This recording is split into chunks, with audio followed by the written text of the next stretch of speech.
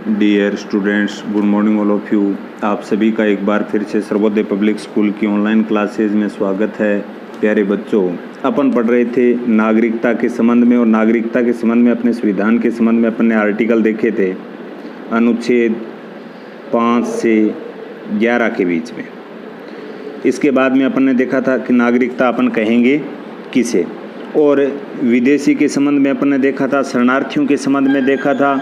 और एक प्रकार से नागरिकता देने के संबंध में किस प्रकार से कौन कौन से अपने संविधान के अंदर प्रावधान किए गए हैं उनके संबंध में अपन ने देखा था, और साथ में ही अपन ने नागरिकता देने के जो तौर तरीके हैं उनके बारे में भी पढ़ा था। आज देखेंगे अपन वैश्विक नागरिकता के संबंध में। वैश्विक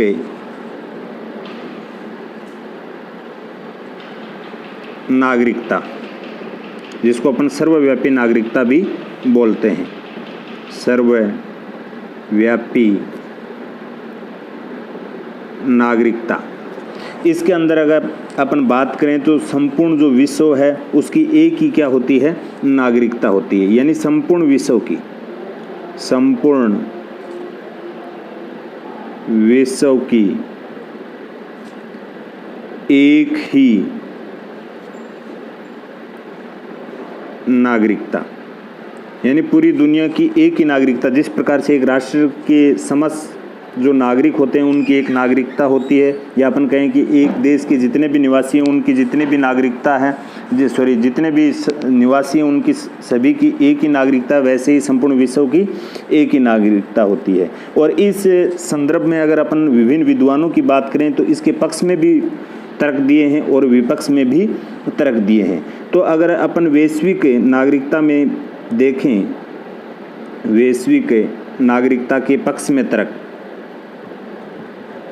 नागरिकता के पक्ष में विद्वानों के तर्क, तो उसमें अगर अपन बात करें पक्ष में, तो सबसे पहले आता है जैसे वैश्विक स्तर पर विश्व के अंदर दो बड़े संगठन हैं। एक तो है यूएनओ, संयुक्त राष्ट्र संघ, एक है विश्व व्यापार संगठन WTO। इसके संबंध में अगर अपन बात करते हैं तो यूएनओ और WTO, संयुक्त राष्ट्र संघ और विश्व व्यापार संगठन, इनके जितने भी राष्ट्र सदस्य हैं उनके मध्य एक प्रकार से आपस में आचार व्यवहार का, या अपन कह सकते हैं श्रम का, पूंजी का और का, उनके मध्य में आपस में आदान प्रदान होता रहता है। और इसके माध्यम से यह प्रयत्न किया जाता है कि सभी देशवासी अपनी पहचान त्याग कर विश्व के क्या बन जाएं, नागरिक बन जाएं। ये बात अपने को क्या रखनी है, ध्यान में रखनी है वैश्विक नागरिकता के पक्ष के अंदर। यानी कि जो यूएनओ है और जो विश्व व्यापार संगठन है, इनके जितने भी सदस्य राष्ट्र हैं उनके मध्य में आपस में आचार विचारों का, पूंजी का, श्रम का आदि का क्या होता है, आदान प्रदान। यानी आचार विचार का, पूंजी का, या अपन बात करें श्रम की, इनका सब का आपस में क्या होता है, आदान प्रदान होता है, आदान प्रदान होता है। और इन दोनों ही संगठन का, जो ये सबसे बड़े संगठन है, इन दोनों का ही ये प्रयत्न रहता है कि सभी देशवासी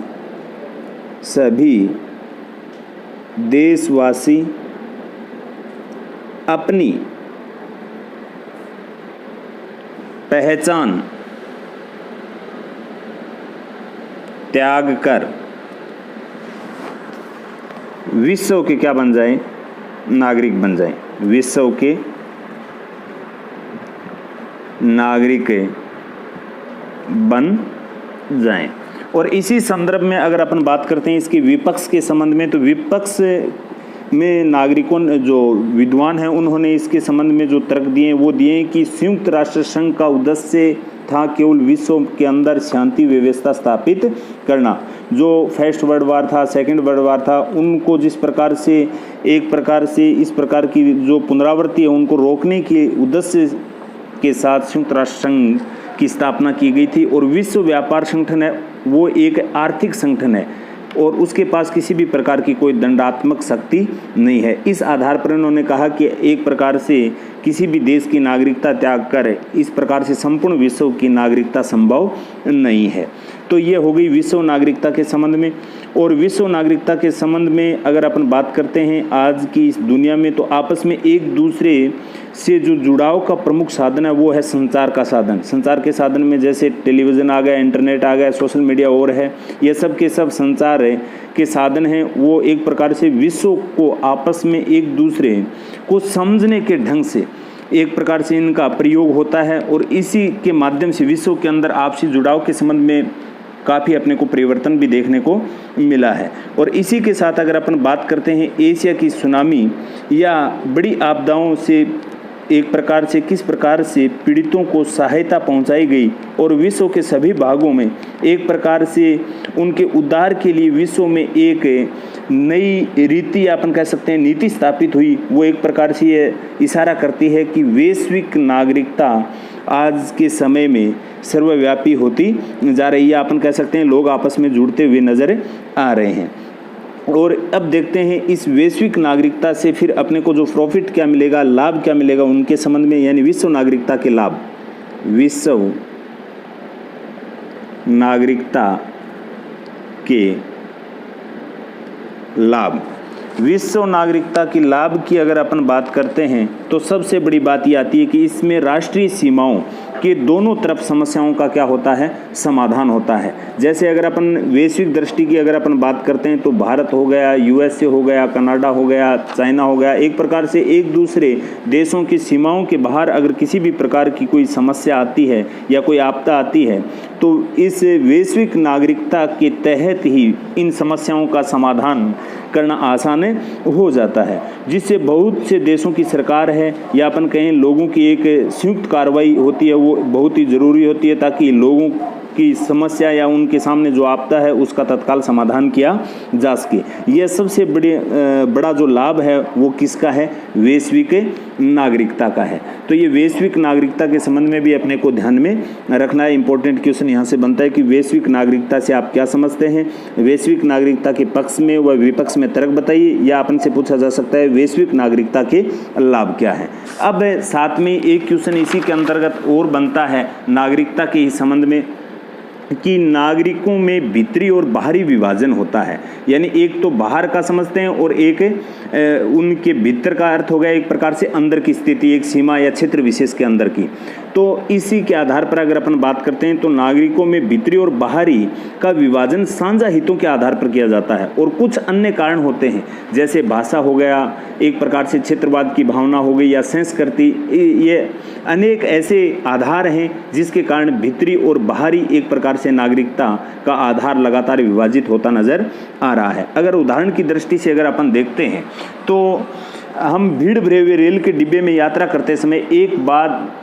को अपन देखते हैं तो एक स्थिति अपन हर रोज देखते हैं, जब लोग गाड़ी के बाहर होते हैं तब डिब्बे के अंदर चढ़ने का क्या करते हैं, वो संघर्ष करते हैं और तब तक कभी कभी उसमें लड़ने झगड़ने तक की भी बातें आ जाती है, परंतु जब वो डिब्बे के अंदर प्रवेश कर जाते हैं तो जल्द ही हम बाहर जो पहले से भीतर जो मौजूद लोग होते हैं वो बाहरी लोगों को डिब्बे में घुसने को रोकने का प्रयास करते हैं कि ये अंदर ना घुस पाए। तो इस प्रकार की ये स्थिति होती है। तो यही अपने नागरिकता के संबंध में ये उदाहरण अपने पे लागू होता है, जिस प्रकार से किसी क्षेत्र विशेष के अंदर काफ़ी मात्रा में क्या है, संसाधन है, तो वहाँ उन संसाधनों का लाभ उठाने के लिए बाहर से लोग आने का क्या करते हैं, प्रयत्न करते हैं, लेकिन वहाँ पहले से मौजूद लोग हैं वो उन संसाधनों पर अपना क्या समझते हैं, अधिकार समझते हैं, और जो बाहर से आने वाले लोग हैं उनका वो क्या करते हैं, पुरजोर तरीके से विरोध करते हैं। यही बात इसके अंदर आती है कि नागरिकता में भी भीतरी और बाहरी का विभाजन एक ही देश के अंदर उभर जाता है। जहाँ कहीं भी संसाधनों या रोजगार की संभावनाएं उपलब्ध होती हैं तो ऐसे शहर की अगर अपन बात करें या अपन किसी क्षेत्र विशेष की बात करें तो वहाँ लोगों का आना क्या हो जाता है, प्रारंभ हो जाता है। और ऐसी स्थिति में स्थानीय लोग हैं वो भीतरी अपने आप को क्या समझते हैं, भीतरी मानते हैं और उन संसाधनों या रोजगार पर अपना हक जताते हैं, और जो बाहर से लोग आते हैं उनका क्या करते हैं, विरोध करते हैं। और स्थानीय लोग जो संसाधन पे अपना हक जताते हैं, जबकि बाहरी लोग उस देश के नागरिक होने के नाते उन संसाधनों पर अपना हक आजमाते हैं या अपन कह सकते हैं जताते हैं। और यही स्थिति बनती है एक प्रकार से नागरिकता के संबंध में कि बाहरी और भीतरी का एक टकराव होता है, और नागरिकता के संबंध में एक प्रकार से देश की एकता व अखंडता को चुनौती देने की बात जो ये सामने आती है, जो ये नागरिकता के संबंध में जो भीतरी और बाहरी विभाजन है, ये एक प्रकार से दोषपूर्ण प्रणाली है जिससे देश की एकता को क्या बनता है, खतरा बनता है। तो ये एकता के संबंध में अपने को ध्यान में रखना है। साथ में ही अगर अपन बात करते हैं जो नागरिकता संशोधन अधिनियम 2019 था, और इससे पहले जो नागरिकता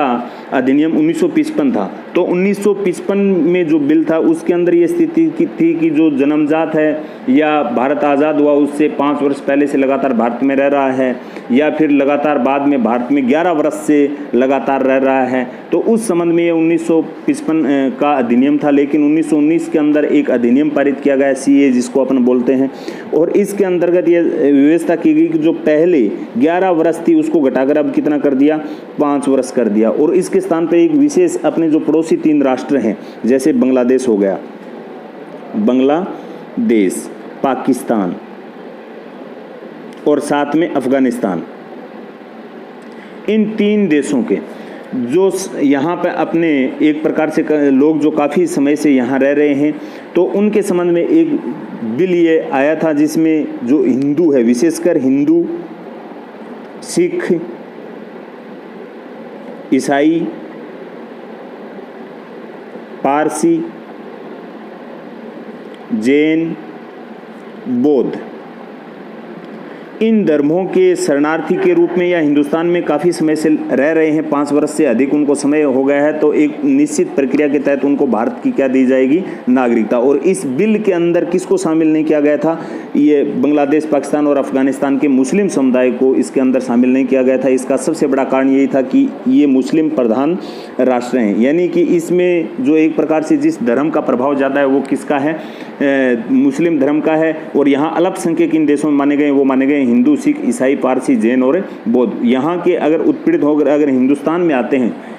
उनकी यातनाओं से परेशान होकर और हिंदुस्तान में आकर वो अगर काफ़ी समय से रह रहे हैं और अपने भारत की नागरिकता के संबंध में अगर वो किसी भी प्रकार से अपना आवेदन करते हैं, तो उनका आवेदन स्वीकार किया जाएगा, मुस्लिम को छोड़कर किसको, हिंदू, सिख, ईसाई, पारसी और जैन, बौद्ध अधिनियम। और ये आया था अपने 10 दिसंबर 2019 को लोकसभा में पारित हुआ, और 11 दिसंबर को किस में हो गया था, राज्यसभा में। CA